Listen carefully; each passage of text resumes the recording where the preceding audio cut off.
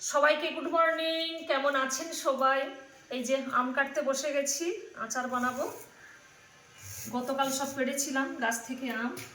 এগুলো সব গাছের আম, কত বড় বড় আমগুলো। এক গামলা পেড়েছি, এখনো এক গামলা আছে গাছে। আমগুলো একদম পাকার মতো হয়ে এসেছে, কি সুন্দর হলুদ হলুদ ভাব হয়েছে।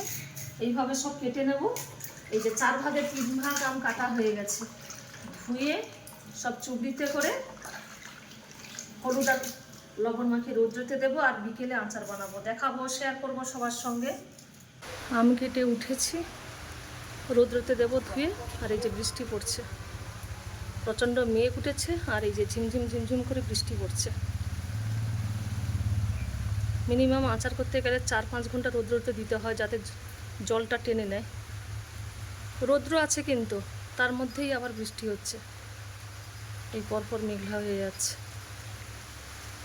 কিভাবে দেবো কি জানি। আজ এই গিমার শাক রান্না করছি, একদম সরু সরু করে আলু দিয়ে। কুমড়ো ডাঁটা রান্না করেছি, আর এদিকে এই যে পটলের ঝোল হচ্ছে। আজকের একটা রেড কালারের জবা ফুল ফুটেছে, দেখাই।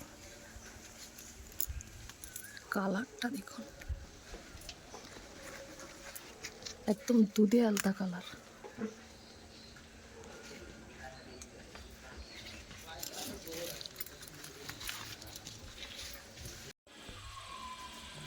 বৃষ্টি পড়ছিল, তারপরে আবার একদম ঝলমলে রোদ বেরিয়েছে।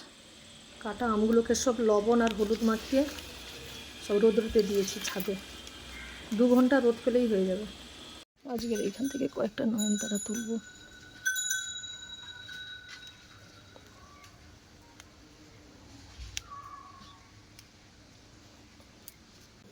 আজকের একটা জামরুল পাড়বো এখান থেকে, ঠাকুর ভোগে দেবো। আর এই আমটাও দেব, এইখান থেকে একটা পাড়ি।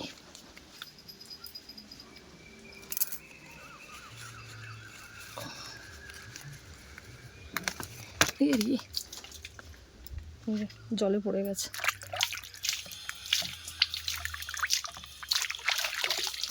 আজ কয়েকদিন ধরে ভাবছি এই লঙ্কাগুলো দানা ফেলাবো।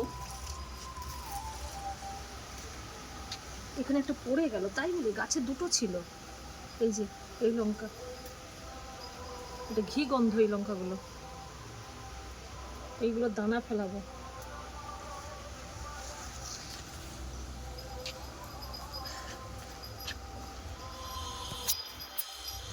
এর দানা খুব কম হয়, 4-6টা দানা হয়। এই যে বাবা, এই লঙ্কাটা তো অনেকগুলো দানা হয়েছে। ওই যে এই টবেই ফেলে দিচ্ছে। প্রচণ্ড ঝাল হয়, আর একটা সেন্ট, একে কি ঘি লঙ্কা বলে। এই গরমে আজকেরও আচার বানাবো। এই তো আমের আচার বানাবো বলে কড়াইটা বসিয়ে দিয়েছি। এখানে 6 কিলোর মতো আম আছে। এখানে 3 কিলো চিনি আর সমস্ত মশলা, তেজপাতা, শুকনো লঙ্কা, 5 ফোড়ন আর গোটা জিরা। শুকনো খোলাতে মশলাগুলো ভেজে নেব।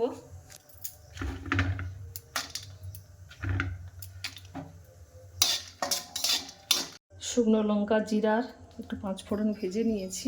উপর থেকে তেল দিয়ে দেওয়া। তেলটা গরম হয়ে গেছে, কয়েকটা শুকনো লঙ্কা, কিছু 5 ফোড়ন, কয়েকটা তেজপাতাও দিয়ে দিলাম।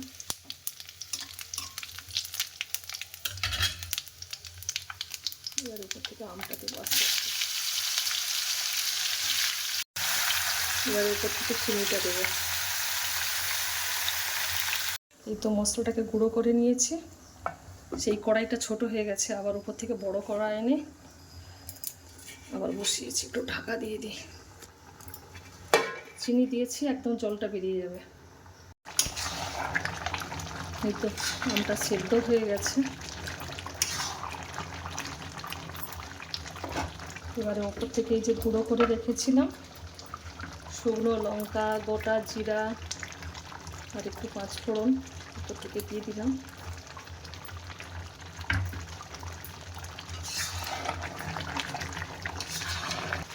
আমাকে অনেকেই বলে যে তোমরা প্রচুর আচার খাও, টক খাও। হ্যাঁ, আমরা মেদিনীপুরের মানুষ, মেদিনীপুরের মানুষরা একটু টক খায়।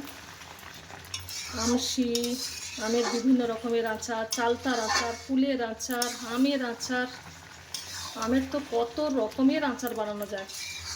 আর আমিও তো ভীষণ ভালোবাসি আচার বানাতে। আমার মতো কে কে এরকম আচার বানাতে ভালোবাসেন কমেন্ট করে জানাবেন। আচারটা হয়ে এসেছে, এবারে গ্যাসটা অফ করে দেবো। আচারটা কেমন বানালাম সবাই কমেন্ট করে জানাবেন। সবাই লাইক, শেয়ার, কমেন্ট আর সাবস্ক্রাইব করে আমার পাশে থাকবেন। সবাইকে জয়গুরু।